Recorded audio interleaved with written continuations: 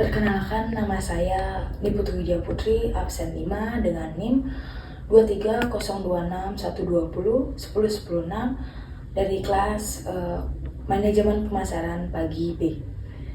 Di sini saya akan menjawab jawaban dari soal UTS Komunikasi Bisnis. Di sini saya akan menjawab soal pertama, yaitu di mana pada kasus ini seseorang manajer di Indonesia melakukan negosiasi dengan mitra dari Jepang dan Amerika Serikat. Namun muncul perbedaan persepsi dalam komunikasi. Pihak Jepang merasa komunikasi terlalu langsung, sedangkan pihak Amerika merasa berkomunikasi terlalu berbelit. Hal ini menunjukkan adanya perbedaan budaya komunikasi antar negara. Selanjutnya ada analisis perbedaan gaya komunikasi, yaitu adapun perbedaan pertama terlihat dari gaya komunikasi masing-masing budaya, yaitu di mana budaya Indonesia cenderung menggunakan komunikasi yang sopan, menjaga keharmonisan, dan seringkali tidak menyampaikan maksud secara langsung agar tidak menyinggung lawan bicara. Yang dimana pendekatan ini disebut komunikasi tidak langsung atau high context communication. Adapun budaya Jepang juga memiliki karakter yang mirip, bahkan lebih berhati-hati dalam berbicara. Yang dimana orang Jepang sangat menjaga kesopanan, menghormati hierarki, dan sering menyampaikan pesan secara tersirat. Mereka juga memperhatikan bahasa tubuh, ekspresi, dan situasi dalam memahami maksud lawan bicara.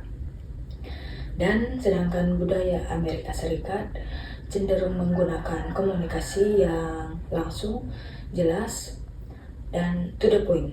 Mereka lebih menghargai efisiensi waktu dan keterbukaan dalam menyampaikan pendapat.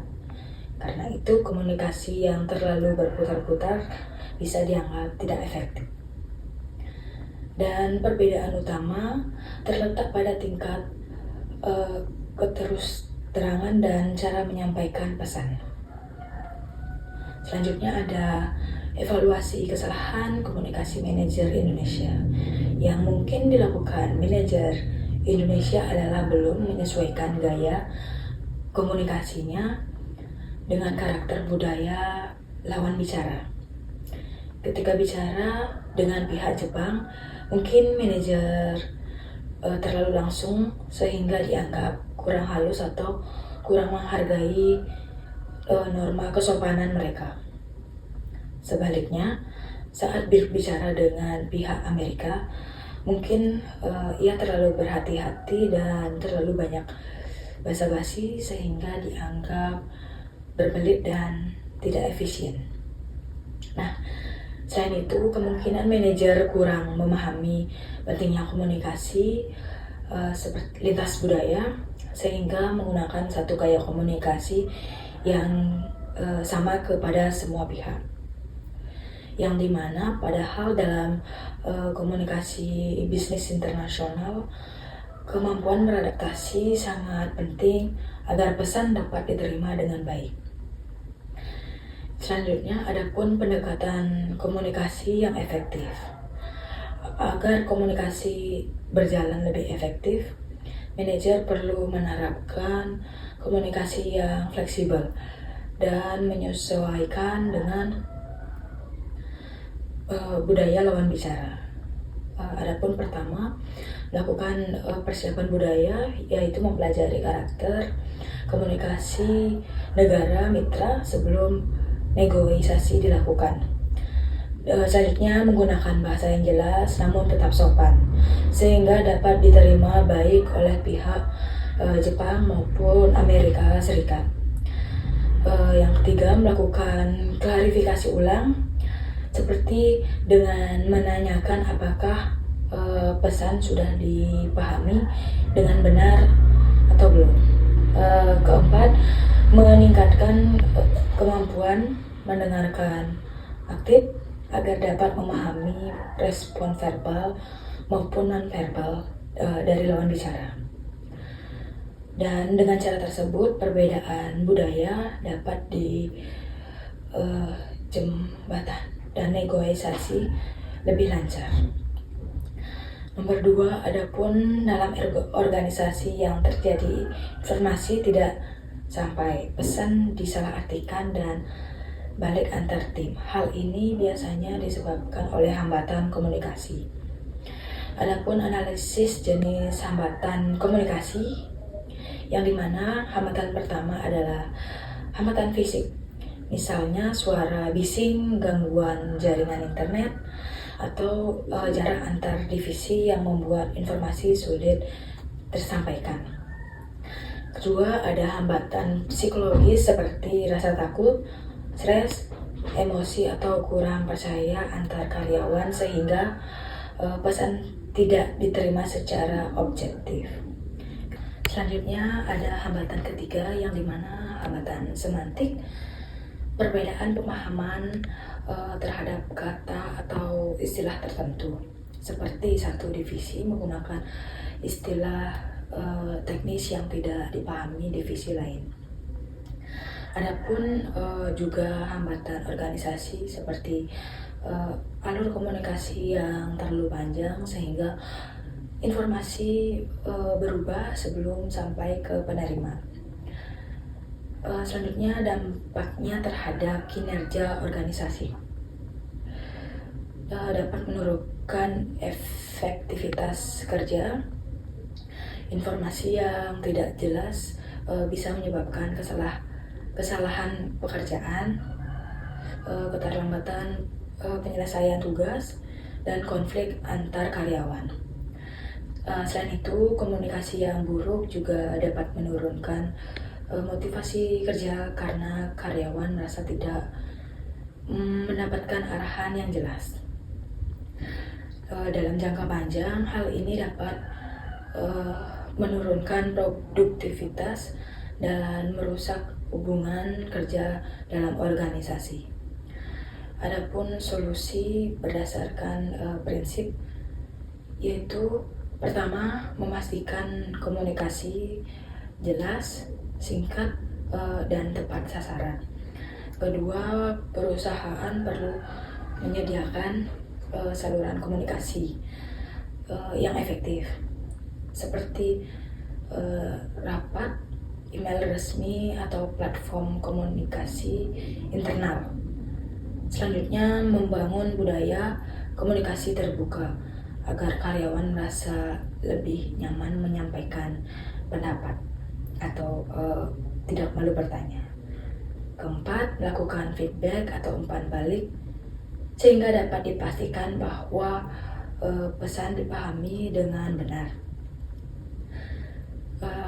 Dengan komunikasi yang efektif, kerja sama tim akan lebih baik dan tujuan organisasinya lebih mudah tercapai.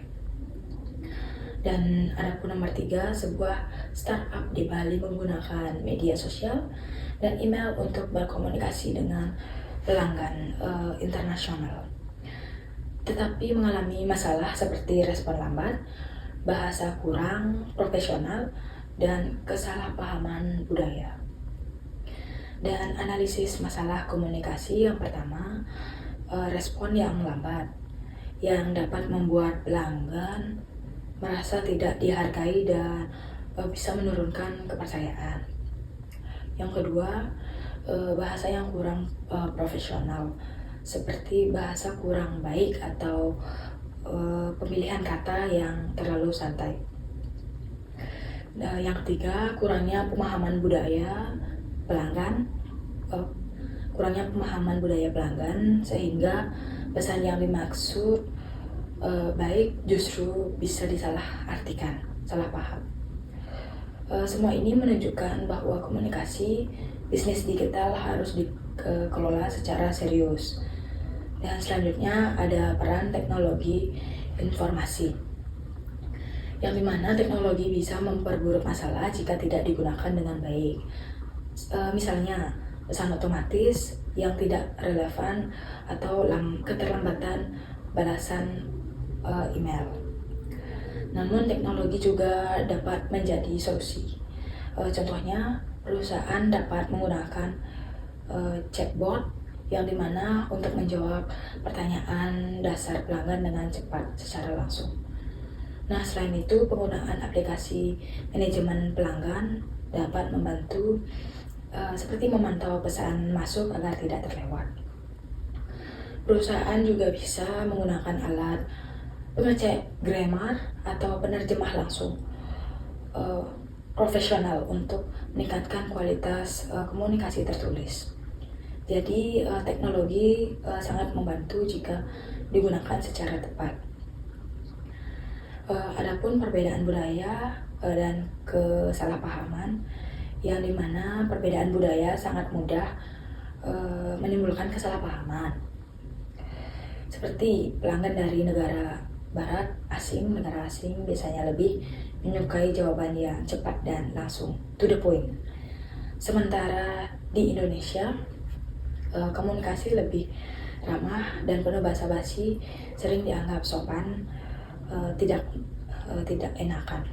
Jika perusahaan tidak memahami perbedaan ini, pelanggan bisa merasa tidak puas.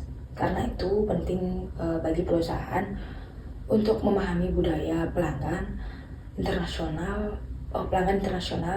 dan menyesuaikan cara berkomunikasi agar lebih efektif. Dan dari ketiga kasus tersebut dapat disimpulkan bahwa komunikasi bisnis bukan hanya soal menyampaikan pesan, tetapi juga memahami lawan bicara, budaya, serta memilih cara berkomunikasi yang tepat. Seperti komunikasi yang efektif dapat mengurangi seperti konflik, meningkatkan kerjasama, dan memperkuat hubungan bisnis baik dalam organisasi maupun dengan pihak luar.